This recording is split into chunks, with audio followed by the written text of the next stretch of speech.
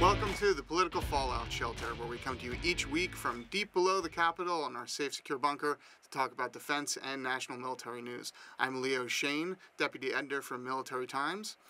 Hey, thanks all for tuning in. If you're coming for the first time, welcome. Please subscribe to us. We're on iTunes, we're on Stitcher, we're on Google Play. If you're coming back again, please leave a review. Let us know what you like. Let us know what topics you'd like to talk about. Comment on Joe's wardrobe. He loves when you do that. So, speaking of Joe, my co-host with me each week, the Capitol Hill Bureau Chief for Defense News, and a man who would never backtrack after talking to foreign leaders to confuse the country, Joe Gould. Joe, welcome. How you doing this week? Doing great. How are you? I'm hanging in. It was quite a week. Russia dominated just about everything that we saw this week. This summit with Putin and President Donald Trump.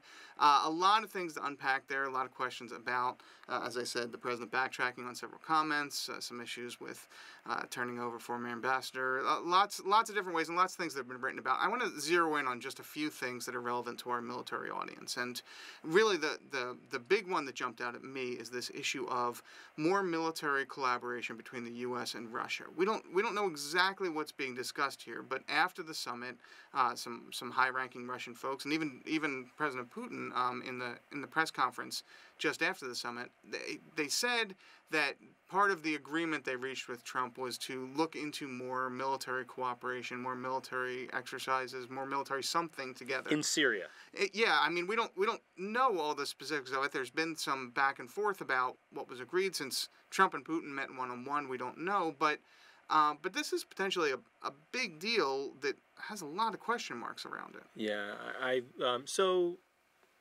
there is a deconfliction channel between the United States and Russia, and has been since 2015.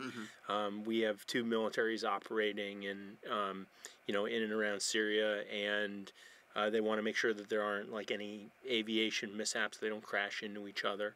But the two countries are not allowed to work together by law. Right. In 2015, Congress passed the annual defense policy bill. It took effect in 2015. The annual defense policy bill said that these two countries cannot cooperate with each other, so they would need some sort of waiver to work together. And we heard that this week from the head of U.S. Central Command, General Votel. He was asked, are you guys starting to do any new planning with the Russians? Are you doing any coordination? He said, look, we've got to get instructions from Congress on that first. We've got to get permission or a waiver or something before we can do that. So, to be clear, right? The Russian Ministry of Defense said we stand ready to implement the agreement between Donald Trump and Vladimir Putin.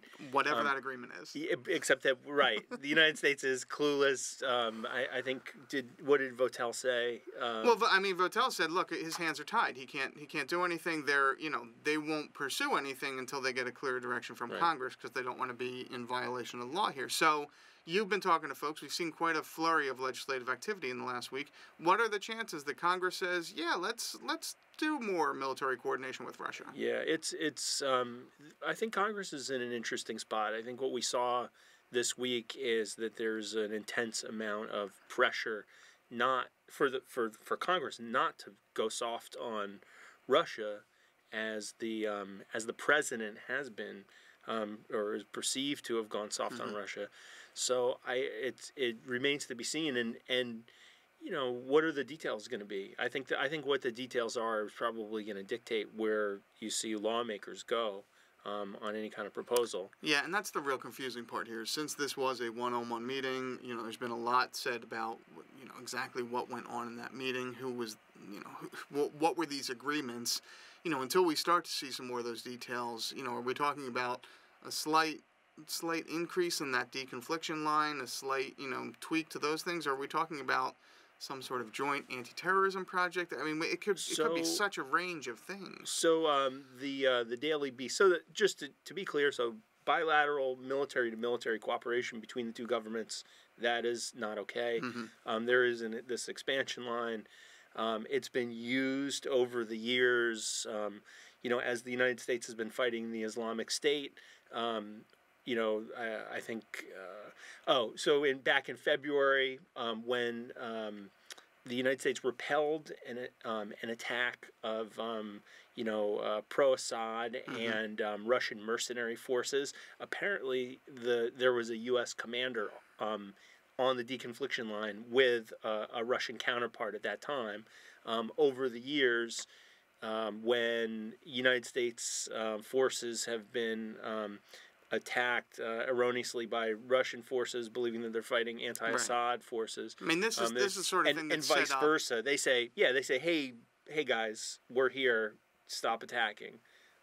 It's set up for safety purposes to avoid a larger incident. Exactly. Yeah. We don't want to launch into World War III here based off of mistakes. Just that I wanted to note, the Daily Beast reported that General Dunford, I want to say sometime last year, floated the idea of some kind of expansion, and Mike Flynn, who was the national security advisor at the time, since ousted, took that idea and ran with it, and had this idea that maybe the United States and Russia would fight the Islamic State together.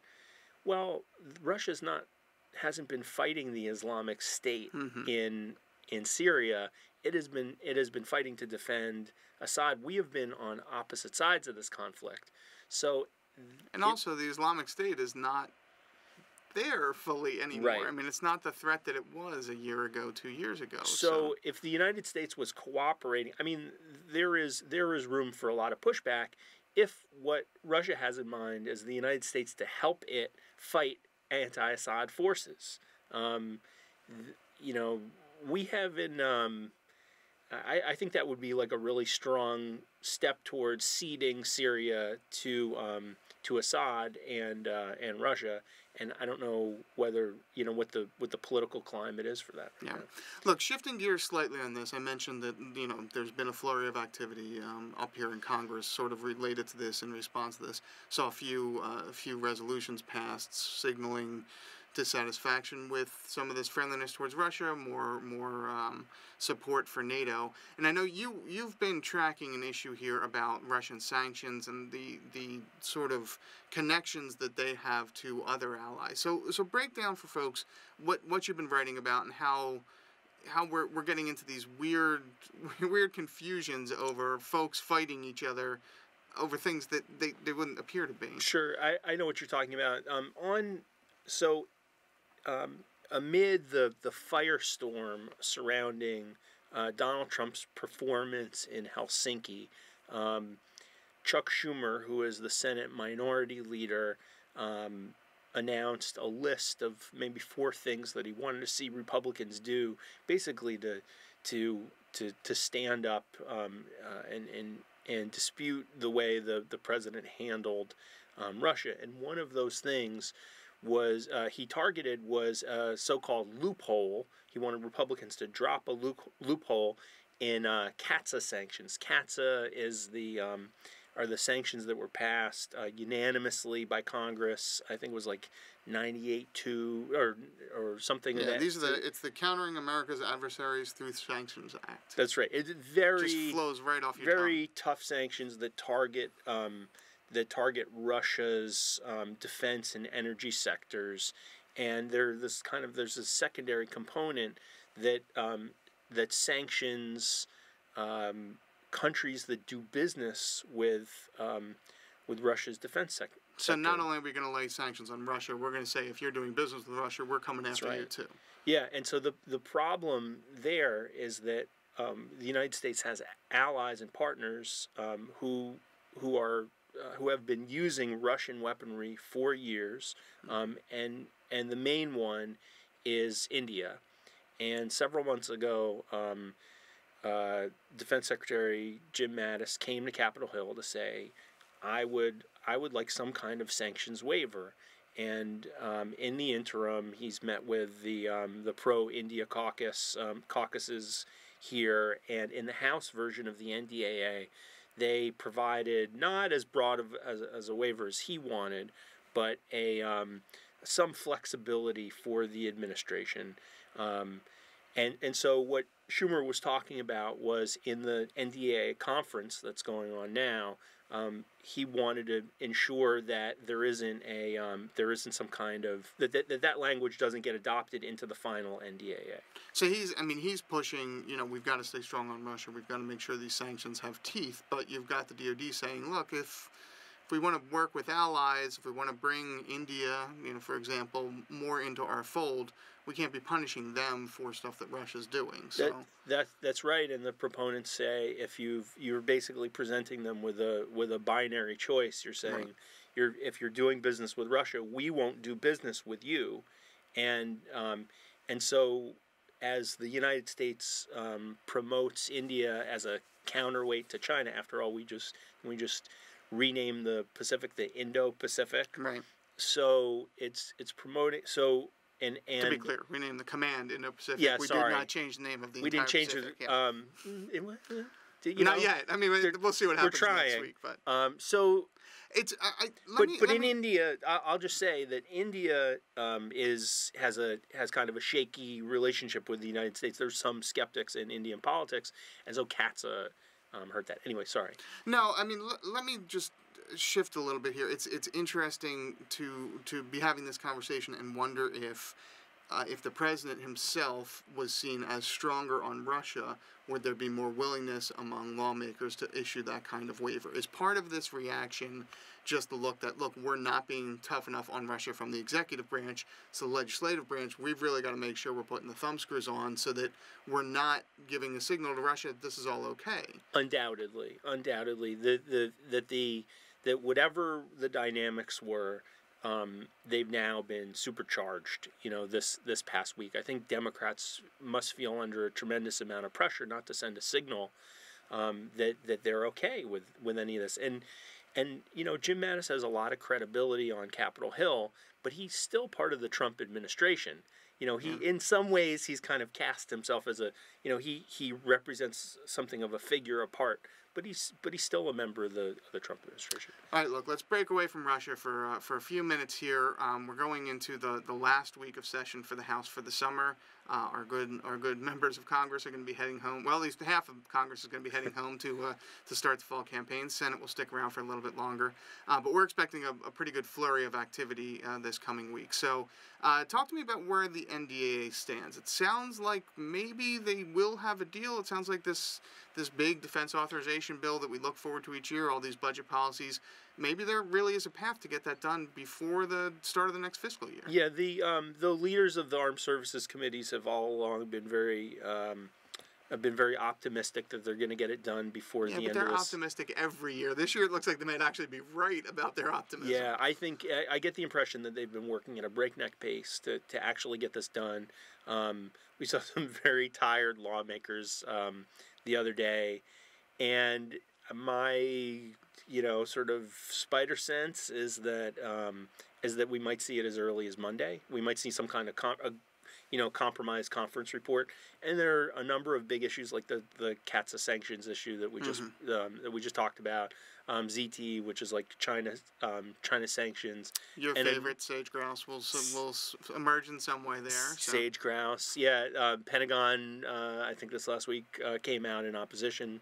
So to basically the environmental provisions. The appropriations process seems all but stalled here, and it's going to be really interesting when they come back in September to see what exactly can they get done with that portion of this.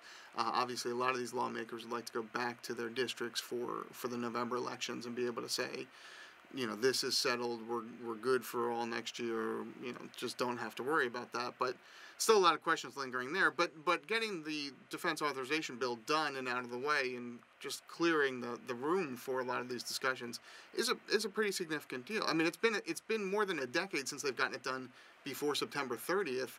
If there's a chance the Senate could pass this in August, that's a big victory for defense lawmakers. Yeah, I think so, and I think that it adds some more pressure on authorizers. On appropriators. Yeah, authorizers can say we did our job. Now it's time for appropriators to do their job. Okay. Look, that'll be a big thing we're watching. Also, just want to quickly mention, because I know you're always focused on the veterans issues, as am I, Robert Wilkie's going to get his vote sometime Monday afternoon, Monday evening. Should be confirmed. we'll talk about that next week. There'll be plenty of things to talk about there. One more thing before we get going this week that I want to chat about is that Russia press conference and President Trump the next day coming out and saying that he meant to say wouldn't when he said would, and the flurry of defense memes everywhere, every sort of joke that could come out of the corners started to come. So within a few hours of that, we saw Richard Marx, who I was not aware had made it out of the 1980s. Richard Marx comes out and says, I misspoke. I meant to say I wouldn't be right here waiting for you. We had Aerosmith, a songwriter, say, I meant to say I do want to miss a thing. I mean, this became a recurring, ridiculous theme all week long. My favorite was somebody saying Journey meant to say... do stop believing. Do stop believing. So, which was good. I did see quite a few Simpsons references too to the famous episode where Mr. Burns asks if the crowd is booing him, and Smithers says, "No, they're not saying boo, they're saying boo earns." Boo earns. Boo earns, which is always my. Although the one that really got me was from some of our reporting colleagues who said, gee, if President Trump had just known that he could go back and say mission not accomplished on the big banner, maybe he could have smoothed over that whole thing as easily as Trump has smoothed over all of this controversy. So we'll see what next week brings. So look, we'll be tracking all of this all week long. You can read our stuff at militarytimes.com and at defensenews.com. I'm on Twitter at Leo Shane. And I'm at Reporter Joe. Thanks for tuning in.